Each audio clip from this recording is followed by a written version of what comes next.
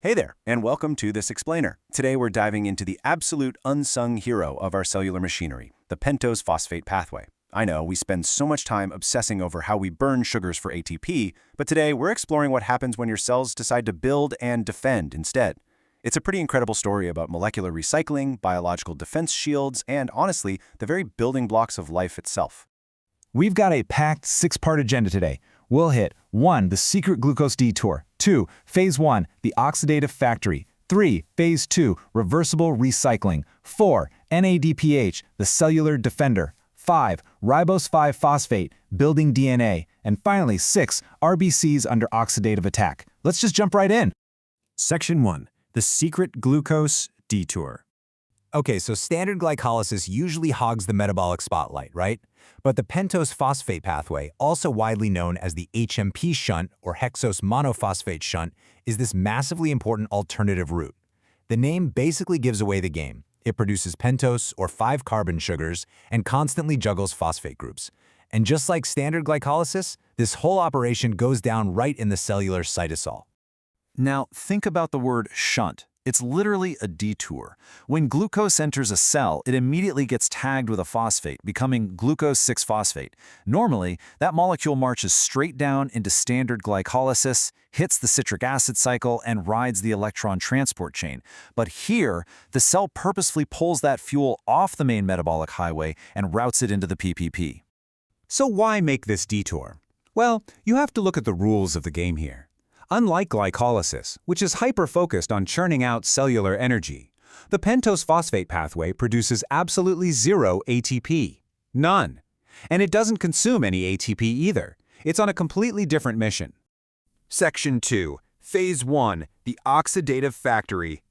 This pathway is split into two really distinct halves, starting with the irreversible oxidative phase. Think of it like a one-way turnstile. Glucose-6-phosphate steps up, and our critical enzyme, glucose-6-phosphate dehydrogenase, or G6PD, acts as the gatekeeper. This is the rate-limiting step, guys. Through oxidation, G6PD strips away electrons to yield carbon dioxide, a 5-carbon sugar called ribulose-5-phosphate, and a super important molecule, NADPH. Visualizing this molecular factory is wild. You take that 6-carbon glucose-6-phosphate, and through the action of our gatekeeper G6PD, NADP+ grabs a hydrogen and instantly becomes NADPH. Then, 1 carbon is basically chopped off and exhaled as CO2. That leaves us with the 5-carbon sugar D-ribulose-5-phosphate.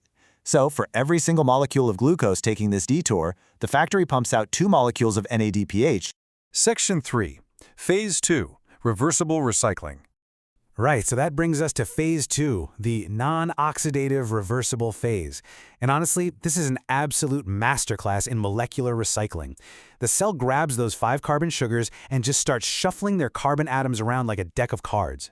It seamlessly rearranges them into 3, 4, 6, and even 7 carbon sugars.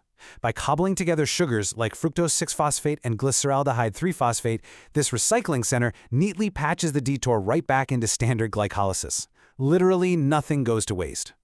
A total star player in this recycling center is an enzyme called transketolase. It transfers 2 carbon units between sugars, like taking 2 5-carbon sugars and magically turning them into a 3-carbon and a 7-carbon sugar.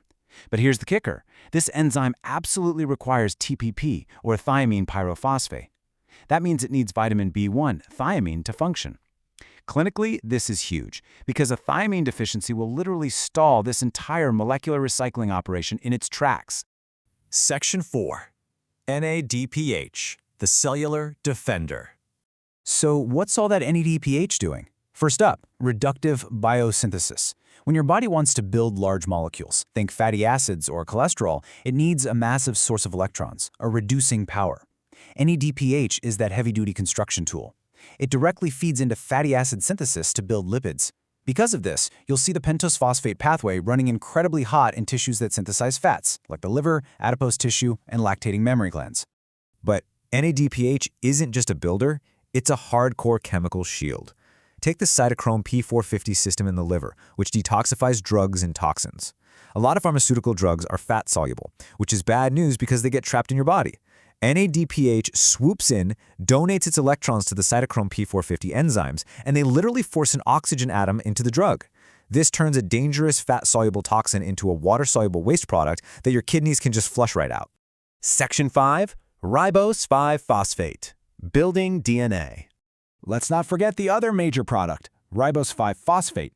This stuff is foundational to life itself. It literally provides the structural backbone, the pentose sugar, for nucleotides. Anytime your cell needs to replicate DNA to divide, or transcribe RNA to make proteins, or even generate energy carriers like ATP, NADH, and FADH, it is pulling heavily from this specific PPP product. It's even required to synthesize histidine. So naturally, rapidly dividing cells demand a ton of this tiny 5-carbon sugar. Section 6. RBCs under oxidative attack. Now, to really understand the stakes, we need to look at red blood cells. They are totally unique. To maximize oxygen carrying capacity, they completely lack mitochondria, which is great for oxygen, but it means their metabolic options are practically zero. The Pentose Phosphate Pathway is literally their one and only source of NADPH. It is their exclusive defense system against the chaotic crossfire of oxidative stress in the bloodstream.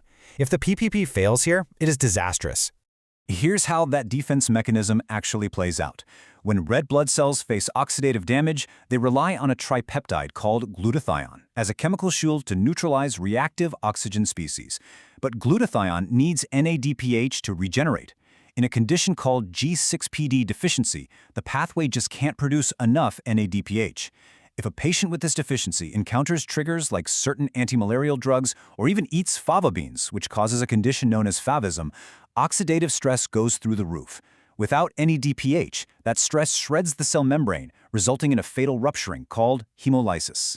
Because there is such a massive dual demand for building lipids and defending against oxidative toxins, this whole pathway is kept on a very tight leash by a strict feedback loop. If the cell has plenty of NADPH, the pathway is inhibited. But if NADPH drops and NADP plus levels rise, boom, it's instantly activated.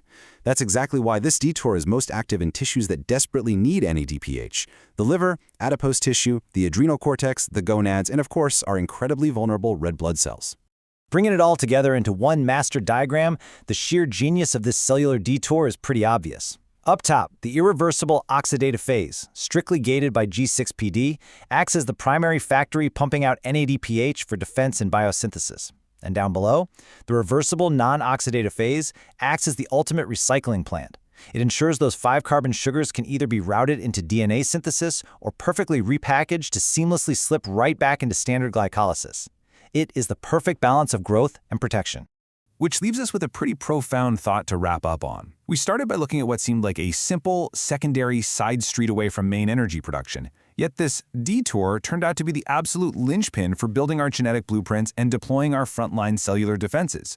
If a mere metabolic side road is actually a central highway for human survival, what other microscopic miracles are quietly working in the background right now, just waiting to be explored?